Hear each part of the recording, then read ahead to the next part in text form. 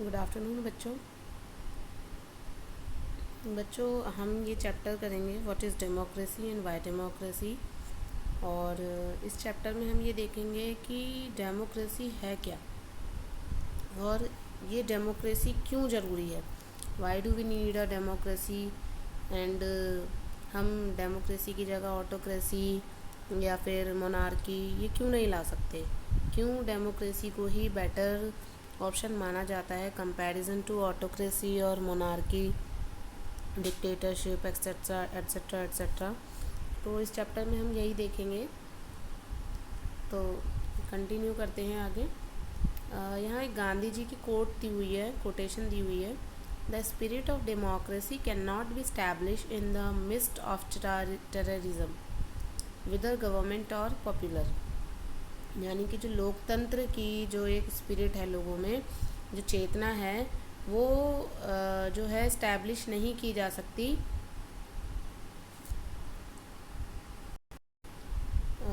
दोबारा बताती हूँ। गांधी जी का यहाँ पे कोटेशन है जो ये कहता है कि spirit of democracy can not be establish in the mist of terrorism with the government और पॉपुलर।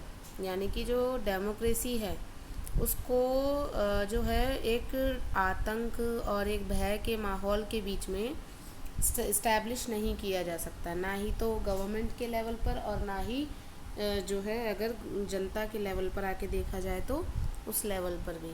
तो ये उनकी बात बिल्कुल ठीक है और ये बिल्कुल ट्रुथ है कि डेमोक्रेसी जो है वो वहीं आ सकती है जहाँ लोगों को इक्वालिटी, फ्रीडम, जस्टिस, इस तरह के वैल्यूज़ भी प्रोवाइड किए गए हों। तो हम यहाँ one by one her slide में देखेंगे कि किस तरीके से डेमोक्रेसी को यहाँ समझाया गया है।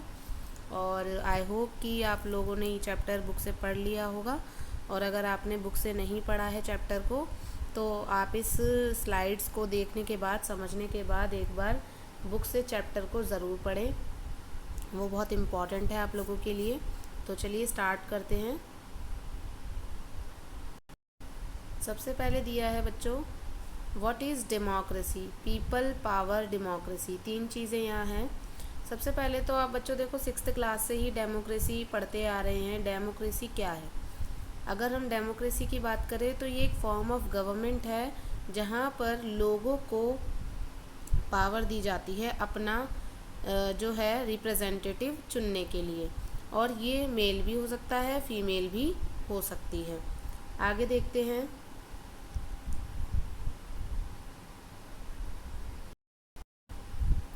आगे देखिए व्हाट इज़ डेमोक्रेसी, आगे और समझाया है। Then the representative will form the government and make policy on the behalf of the people according to the powers and functions given by the constitution। यानी कि जब रिप्रेजेंटेटिव जो हैं वो गवर्नमेंट बनाते हैं और जो लोगों से बातें करते हैं और लोगों से पॉलिसी बनाने की बात करते हैं और कॉन्स्टिट्यूशन में जो उनके फंक्शंस और पावर बताए गए हैं उनके अकॉर्डिंग वो काम करते हैं और जनता से डिमांड करते हैं कि जो है जनता उनको अपना नेता चुनकर लाए फॉर 5 ईयर्स और वो जनता के लिए एज अ रिप्रेजेंटेटिव वेलफेयर के लिए काम कर सके। यही हमारा सही मायने में डेमोक्रेसी है। उसके बाद देखिए व्हाट इज़ डेमोक्रेसी, आगे फिर कंटिन्यू किया है। People also have the power to remove the representative if they are not functioning his or her duty properly.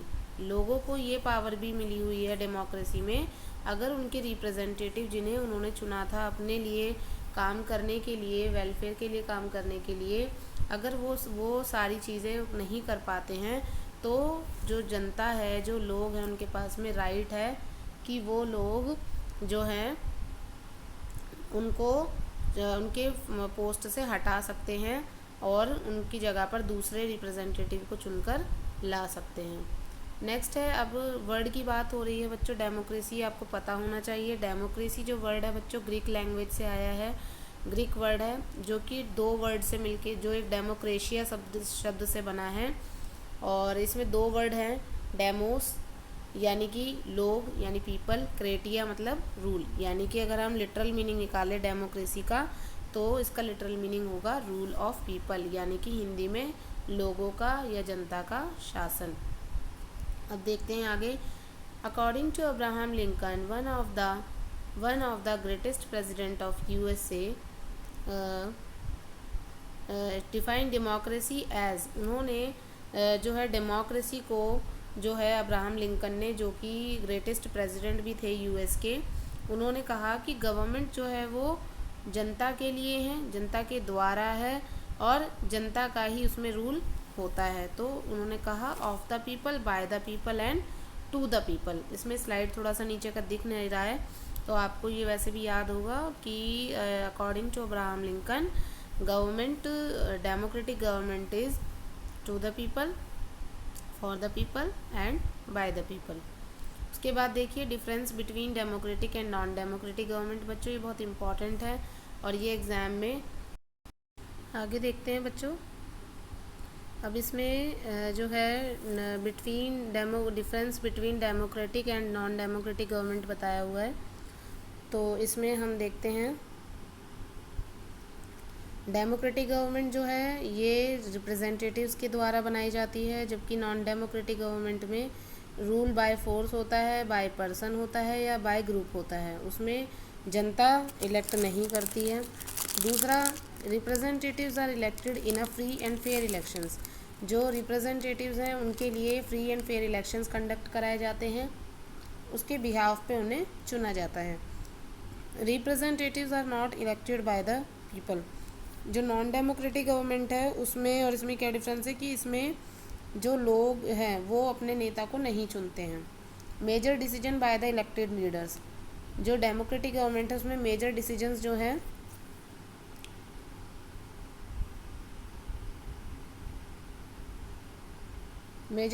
जो हैं वो इलेक्टेड लीडर्स के द्वारा लिए जाते हैं। मेजर डिसीजंस जो हैं इसमें नॉन इलेक्टेड लीडर्स के द्वारा लिए जाते हैं। इसमें citizens have the right to oppose policy and action made by the government. इसमें सिटीजन्स जो होते हैं उनके पास में राइट होता है कि अगर गवर्नमेंट कोई ऐसी पॉलिसी या कोई ऐसा एक्शन लेती है जो कि लोगों को पसंद नहीं आया, तो जनता के पास में राइट होता है वो उसका विरोध भी कर सकती है। लेकिन नॉन डेमोक्रेटिक गवर्नमेंट में ऐसा राइट उनको नहीं दिया जाता। Citizen have voting rights, one person one vote one value. India भी इसका एग्जाम्पल है और यूनिवर्सल एडल्ट फ्रेंचाइज को फॉलो किया जाता है। नॉन डेमोक्रेटिक में क्या होता है, no voting right is given to the citizen. इसमें कोई वोटिंग राइट नहीं दिया जाता सिटीजन्स को। उसके बाद है फीचर्स ऑफ डेमोक्रेसी। अब देखिए डेमोक्रेसी के फीचर्स क्या हैं, ये आपसे एग्जाम में पूछे जा सकते हैं, आपको इलेबरेट करने भी आने चाहिए 3 मार्क्स में, 5 मार्क्स में। पहला है rulers elected by the people, यानी कि जो रूलर होगा कंट्री का, जो रिप्रेजेंटेटिव होगा उसको जनता इलेक्ट करेगी। और जनता जो है उसकी क्या एलिजिबिलिटी होनी चाहिए, जो इलेक्ट करेगी वो सिटीज़न ऑफ इंडिया होना चाहिए और उसकी एज 18 ईयर से ऊपर होनी चाहिए और उसका नाम वोटर लिस्ट में होना चाहिए। उसके बाद major decisions by elected leaders. जो मेजर डिसीजंस है वो इलेक्टेड लीडर्स के द्वारा लिए जाते हैं। फ्री एंड फेयर इलेक्शंस के द्वारा रिप्रेजेंटेटिव्स को चुना जाता है। Election in regular intervals. Elections जो हैं वो रेगुलर 5-5 साल के ब्रेक पर होते हैं और अगर सरकार ठीक से काम ना करे तो जनता चाहे तो उनको बीच में से भी हटा सकती है। One person one vote one value. हर एक व्यक्ति के पास एक वोट देने का राइट होता है और उसके हर एक वोट की वैल्यू एक बराबर होती है। रूल ऑफ लॉ को ज़्यादा इम्पोर्टेंस दी जाती है, जैसा कि हमारे इंडिया में भी कॉन्स्टिट्यूशन जो है वो डॉक्यूमेंट्स ऑफ लॉज है और हमारे देश में सारे काम अकॉर्डिंग टू कॉन्स्टिट्यूशन ही होते हैं। तो डेमोक्रेसी के जो फीचर्स हैं हम उनको हमारे इंडिया से कंपेयर करके समझ सकते हैं। उसके बाद रिस्पेक्ट ऑफ राइट्स, और राइट्स की रिस्पेक्ट की जाती है डेमोक्रेटिक कंट्रीज़ में। जैसा कि आपने नाजिज़म हिटलर वाला चैप्टर पढ़ा था तो उसमें देखा कि हिटलर ने क्या किया, लोगों के राइट्स छीन लिए उनसे और उनके ऊपर अपना अधिकार जमाने लगा, डोमिनेंस फील कराने लगा लोगों को, और जो उसकी बात नहीं मानता था उनको वो मार देता था। लेकिन वो क्या था, वो डिक्टेटरशिप थी। लेकिन इंडिया में हमें डेमोक्रेसी देखने को मिलती है और भी बहुत सारी कंट्रीज़ हैं लाइक यूएस है और भी हैं, और बहुत सारे देश अभी अपना रहे हैं जहाँ पर नहीं था, जैसे नेपाल ने अपनाया है डेमोक्रेसी को, पाकिस्तान ने भी अपनाया है। तो इन कंट्रीज़ में भी हमें डेमोक्रेसी देखने को मिलती है और लोग भी चाहते हैं कि उनकी कंट्री में मोनार्की, ऑटोक्रेसी, डिक्टेटरशिप जैसी फॉर्म ऑफ गवर्नमेंट ना हो, बल्कि डेमोक्रेसी ही उनके देश में लाई जाए। तो बच्चों एक चीज़ और बताना चाहूँगी, हमारे डेमोक्रेसी के दो टाइप्स होते हैं, एक होती है डायरेक्ट, एक होती है इनडायरेक्ट। डायरेक्ट डेमोक्रेसी आपको वहाँ मिलेगी जहाँ पर पॉपुलेशन कम होती है, जहाँ जनसंख्या कम होती है, वहाँ आपको डायरेक्ट डेमोक्रेसी मिलेगी। उसमें कोई लीडर नहीं चुना जाता, बल्कि जनता खुद बैठ के अपने देश के लिए डिसीजंस लेती है। लेकिन इनडायरेक्ट डेमोक्रेसी वो होती है जहाँ पर जनसंख्या बहुत ज़्यादा हो, लोग भी इतने ज़्यादा समझदार ना हो, पढ़े लिखे ना हो। तो ऐसी जगहों पे क्या होता है कि जनता जो है वो अपने लिए एक रिप्रेजेंटेटिव को चुनती है, और वो रिप्रेजेंटेटिव उन्हें रिप्रेजेंट करता है विधानसभा और लोकसभा जैसी जगहों पर। तो हमारे देश में अगर हम बात करें, अगर क्वेश्चन आ जाए एग्ज़ाम में 1 मार्क्स में कि हम इंडिया में आपको डेमोक्रेसी का कौन सा टाइप देखने को मिलता है, डायरेक्ट या इनडायरेक्ट, तो आप लिखोगे इनडायरेक्ट, क्योंकि हमारे यहाँ पर जनता डायरेक्ट डिसीजन नहीं लेती है, बल्कि जनता अपने नेता को चुनती है वोट देकर, और वो नेता उनके लिए उनकी विशेष को पूरा करने का काम करता है। उसके बाद major decision by elected leaders. अब देखिए, a democratic government is one in which the people's representatives participate in decision making process. अब डेमोक्रेटिक गवर्नमेंट जो है, ये जो है एक, इसमें क्या होता है, लोगों को अपने नेता को चुनने का मौका मिलता है और पार्टिसिपेट करने का मौका मिलता है, और जनता का काम सिर्फ अपने नेता को चुनना नहीं, बल्कि उस नेता के 5 साल तक काम करते रहने पर ये भी देखना है कि वो जो इसको उन लोगों ने चुना वो उसके लिए काम कर रहा है या नहीं कर रहा। They own a collective responsibility for all the decision taken by the government. और इसमें सिर्फ नेता की नहीं, बल्कि सभी लोगों की जिम्मेदारी होती है कि जो गवर्नमेंट डिसीजन लेती है उसके प्रति।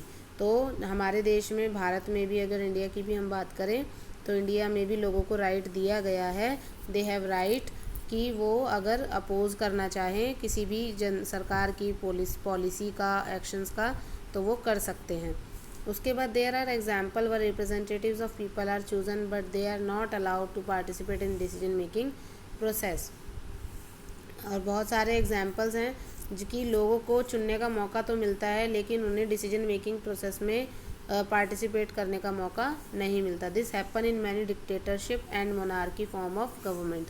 यानी कि आप देखेंगे बहुत सारी डिक्टेटरशिप, मोनार्की जैसे, जहाँ राजा का शासन होता है या तानाशाही होती है, जैसे कि आपने फ्रांस में देखा तो वहाँ मोनार्की थी, रशिया में भी मोनार्की थी, और नाजिज़म जो है डिक्टेटरशिप आई वहाँ पर, वो लेकर आया हिटलर। तो इन जगहों पे क्या है कि नाम मात्र के लिए इलेक्शन तो ज़रूर करा दिए जाते हैं, लेकिन उनको डिसीजन मेकिंग में जनता को पार्टिसिपेट नहीं करने दिया जाता। लेकिन डेमोक्रेसी में ऐसा बच्चों नहीं होता है।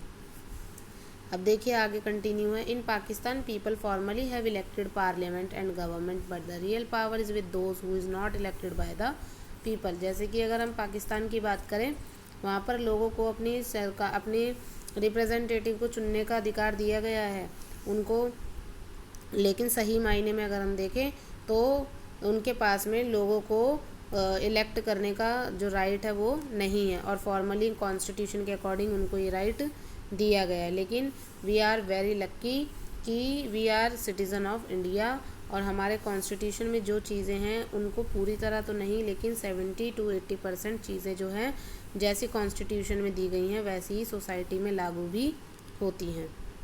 उसके बाद major decision by elected leaders. देखिए आगे, अक्टूबर 1999 की बात है बच्चों। जनरल परवेज़ मुशर्रफ जो हैं, इन्होंने डेमोक्रेटिकली इलेक्शन करवाए थे और अपने आप को चीफ एग्जीक्यूटिव डिक्लेयर कर दिया था पाकिस्तान का, ठीक है। और आगे देखते हैं। फिर 2002 में he issued legal framework order, और 2002 में उन्होंने एक लीगल फ्रेमवर्क ऑर्डर जो है वो इशू किया। According to this order the president can dismiss the national और provincial assembly.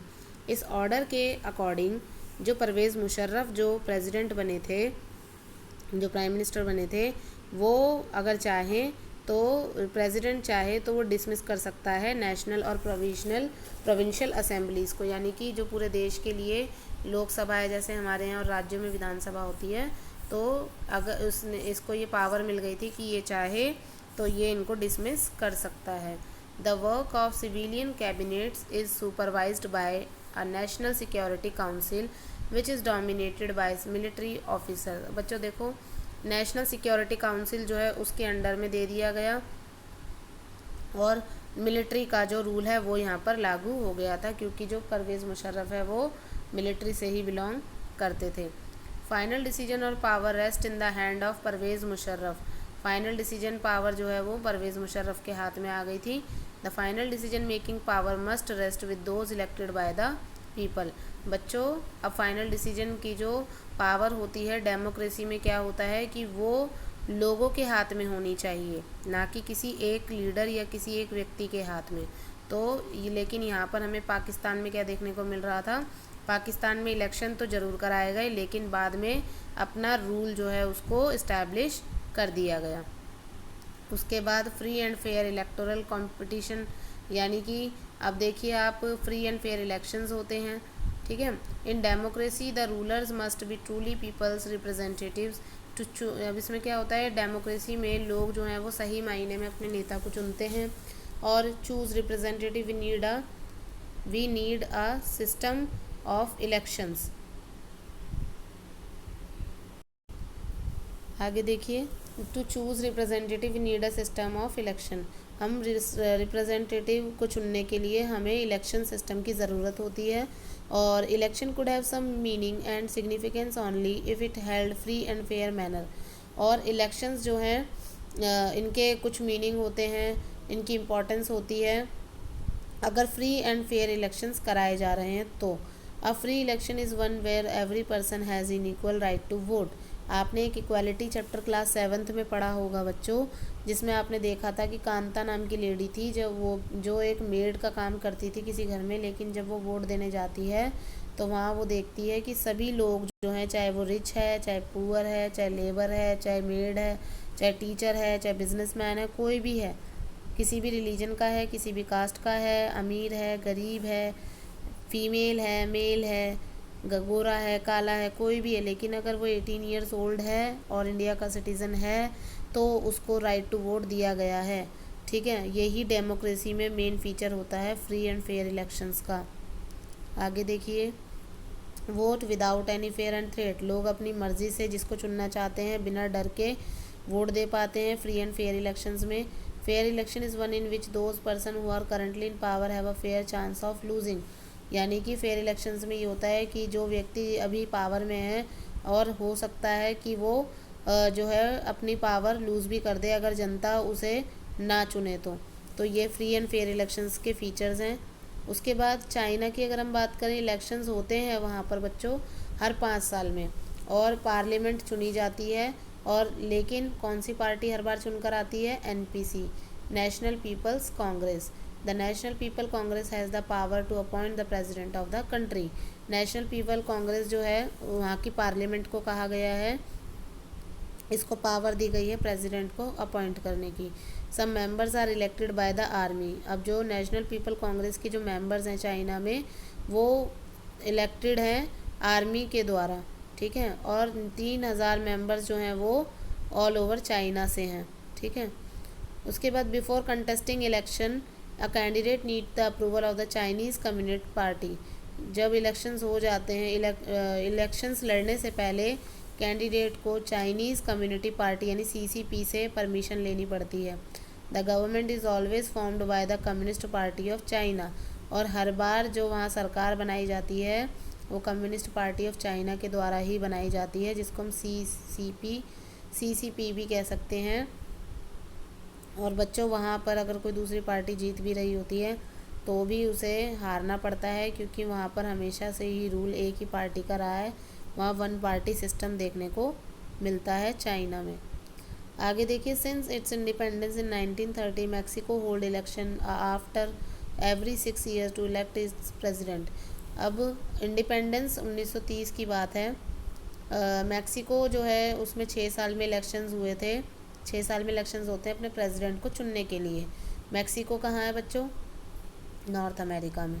The country has never been under a military और डिक्टेटर्स रूल। और यहाँ पर मिलिट्री और डिक्टेटर रूल के अंडर में नहीं है।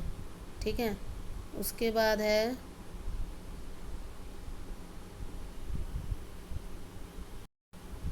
आगे देखिए, free and free electoral competition आगे continue. PRI after 2000 every election was won by a party called PRI, यानी कि सन 2000 के बाद में हर इलेक्शन जो है वो जीत रही थी PRI, इंस्टीट्यूशनल रेवोल्यूशनरी पार्टी।